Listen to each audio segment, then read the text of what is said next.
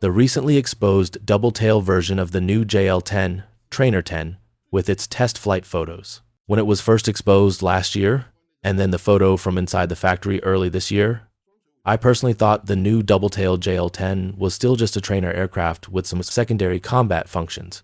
But judging from the latest exposed photos, Hongdu has certain ambitions for this little Hornet. It's not simply a trainer aircraft.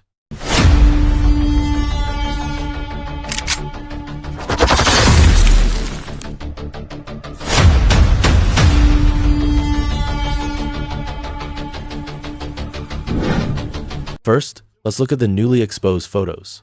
We can see that the differences between the new double-tailed JL10 and the original single-tailed JL10, besides having two vertical tails, include several other obvious distinctions.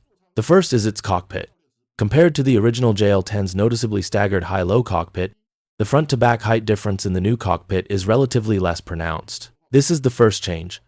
The second change is that the new double-tailed JL10's airframe is noticeably enlarged. We can clearly see the change in the aircraft's fuselage height. In the new photos, a person standing upright is roughly just barely taller than the wing. However, with the original single-tailed JL10, a standing person's head would be mostly above the wing.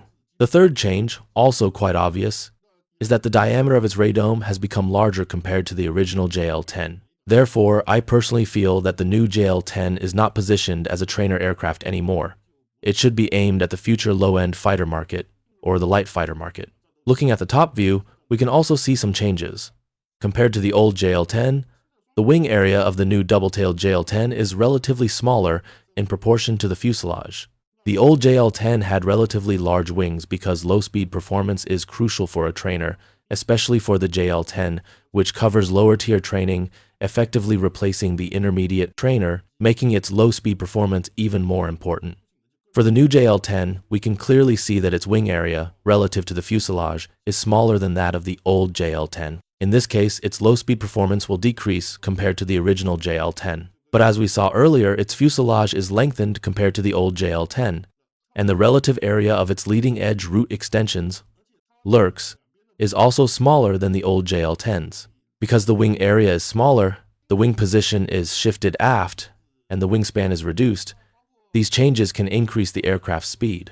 The air intake has also changed significantly compared to the original JL10. The new intake appears to be a diverterless supersonic inlet, DSI.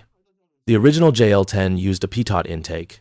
The advantage of a pitot intake compared to a DSI is simpler manufacturing and lower cost. The new JL10, because it has considerable requirements for combat capability, has switched to a DSI intake. In this case, its high-speed performance will be better. The old JL10, although its afterburning version could barely exceed the speed of sound, had a maximum speed of about Mach 1.4. The new JL10, now focusing more on its fighter role, should see a significant increase in speed compared to the old JL10.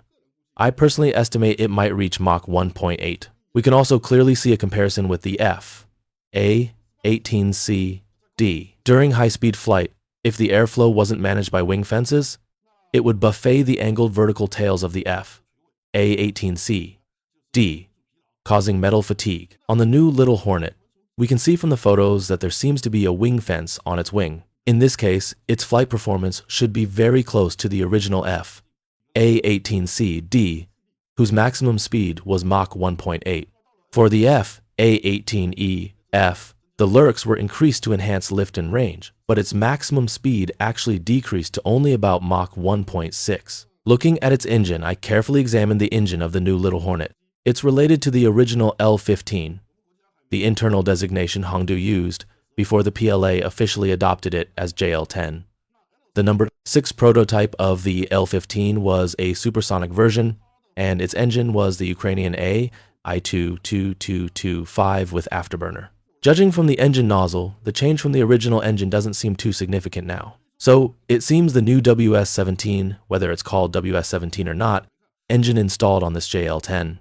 Since we know the Ukrainian Motor Sich plant in Zaporizhzhia was destroyed by Russia, the new domestic engine should be a Chinese copy of the Ukrainian I-2225 afterburning version. Small thrust engines, especially afterburning versions for the JL10, have a relatively limited market application. Even for UAVs, there's a domestic WS-16 used on the WZ-9, which has a higher bypass ratio than the JL10's engine, making it more fuel efficient. For larger high-speed UAVs, their technical performance is better, and small thrust engines aren't ideal for large UAVs anyway. Large UAVs now probably use WS-21 or WS-10, and in the future might switch to WS-19 or new engines. Domestic development has not prioritized small thrust engines. The factory producing them, like the one in Zhuzhou, originally produced turboshaft engines. The key reason for placing production there is that the domestic market isn't very optimistic about small thrust engines, considering their application scenarios limited, especially for low bypass ratio small thrust engines, which have a relatively narrow market compared to higher bypass ratio engines. Now, looking further, we also see that the JL10's radar has a significantly increased aperture area compared to the original. The original JL10's radar wasn't much smaller than the Rafale's radar. Here we see a Rafale on the production line. The original JL10's radar was only slightly smaller. For the new double-tailed JL10, we can clearly see that its radar diameter has increased very significantly compared to the old version. Its diameter likely reaches or even exceeds that of the Rafale's radar. So, Hongdu has invested heavily this time. One could say the new double-tailed JL10 and the old JL10 share almost no common parts. It essentially just retains the original designation, but in reality, it's a largely redesigned aircraft. The extent of its changes is even greater than the evolution from the F, A-18C, D to the F, A-18E, F. Moreover, after the radar aperture increase, its radar size likely isn't much smaller than South Korea's KF-21's. So I previously posted asking what the purpose of building this little Hornet is. Could it really be aiming to compete with the KF-21 for market share? Now it seems very possible. You can see from the radar size that it's no longer positioned as a trainer. Trainers should minimize operating costs. Their radar, fire control systems, and EW systems only need simulated performance. They don't need real strong combat capability. After the redesign of the new double-tailed JL10, we see its fuselage is significantly enlarged, greatly increasing internal volume. This allows it to carry more equipment inside, making its capabilities closer to a fighter jet compared to before. Consequently, its operating costs will also be higher than the original JL10's. Therefore, the original JL10's main target was the trainer market, with secondary roles in the fighter and attack aircraft markets. But given the scale of changes to the new double-tailed JL10, it can be basically judged that its primary target is the light fighter market, with training being a secondary role. Of course, some might say since the double-tailed JL10 targets the light fighter market, would it conflict with the JF-17 Thunder? Actually, it seems Hongdu's ambitions are quite significant. In the future, it should be a competitive relationship with the JF-17. Of course, compared to the JF-17, it has a clear latecomer advantage. Firstly, the JF-17 can be said to be a fighter completely developed for Pakistan, also considering Pakistan's industrial level. Therefore, the manufacturing techniques used for the JF-17 were tailored to Pakistan's conditions. Many more advanced manufacturing technologies couldn't be applied to the JF-17. Its manufacturing technology is relatively backward compared to domestic standards, mainly to suit Pakistan's industrial capabilities. The double-tailed JL10 clearly belongs to the post-2020 era. With the further advancement of China's manufacturing technology, it has significant progress in manufacturing techniques compared to the JF-17. Looking at the aerodynamic layout, the new JL10's fuselage basically has angled surfaces. It's hard to say if this is for stealth considerations, but such angled fuselages generally belong to a lift body design, providing greater lift from the fuselage itself. With greater lift, the new double-tailed JL10 can achieve longer range and greater weapon payload. Furthermore, we can see the new double-tailed JL10's fuselage seems thicker than the old JL10's, leaving considerable space underneath. Of course, there's still a gap compared to the KF-21, because the KF-21 has its landing gear moved to the sides of the fuselage. But for the new JL10, based on the latest photos, a significant part of its landing gear is still on the fuselage. We also see its fuselage is thicker than before. In this case, it could be similar to the J-10, carrying two PL-12 or PL-15 missiles under the fuselage in a staggered fore-aft arrangement, as seen on the J-10 displayed at Zhuhai Airshow. It's also possible it might adopt semi-recessed missile carriage similar to the Korean KF-21. The original JL-10, due to its low height, basically didn't consider fuselage hardpoints for payload, or at most for experimental pods or training pods, because the clearance under the fuselage was low, making it difficult to hang large pods or even fuel tanks, as it was primarily a trainer. For the new JL10, we can see its fuselage height and ground clearance have significantly increased. In this case, the underside can carry various weapons and fuel tanks. This is also a major difference from the previous JL10. The new JL10 now seems to be targeting the light fighter market, not primarily the trainer market. Therefore, whether our national military will adopt this aircraft in the future is, I think, hard to say. Because for a major power like ours, using trainers for combat missions isn't considered. They just need to fulfill regular training tasks. Moreover, the original JL10's performance already fully meets the needs for combat mission training. The old JL10 has relatively larger wings and better low-speed performance, making it more suitable for training than the new JL10. The new JL10 has higher maximum and likely higher minimum speeds, making it relatively less suitable as a trainer. So, whether it will be procured domestically is a big question mark. Therefore, this project is likely funded by Hongdu itself.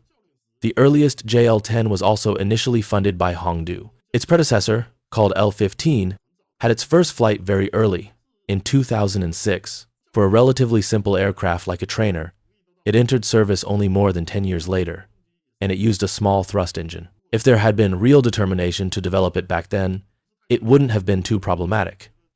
But it was considered not very urgent. Even later, AVIC worked on the Min-Shan engine, but eventually abandoned it due to the perceived small market. It was still considered cheaper to buy Ukrainian engines until the Russia-Ukraine war broke out, and the Ukrainian factory was bombed, cutting off that option. Judging by its radar size and aircraft size, it actually has the capability to compete in the market with the French Rafale and the South Korean KF-21. Who knows when the later blocks of the KF-21 will come out? At least its early versions have a maximum speed of only about Mach 1.6. Its advantage would be greater payload capacity compared to the double-tailed JL-10. But regarding missile capability, South Korea currently uses two types of air-to-air missiles, either European or American.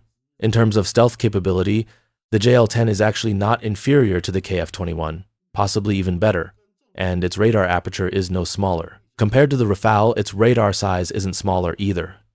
The disadvantage might be slightly inferior maneuverability. But modern air combat focuses on beyond visual range engagement, so being slightly worse in close quarters combat matters less.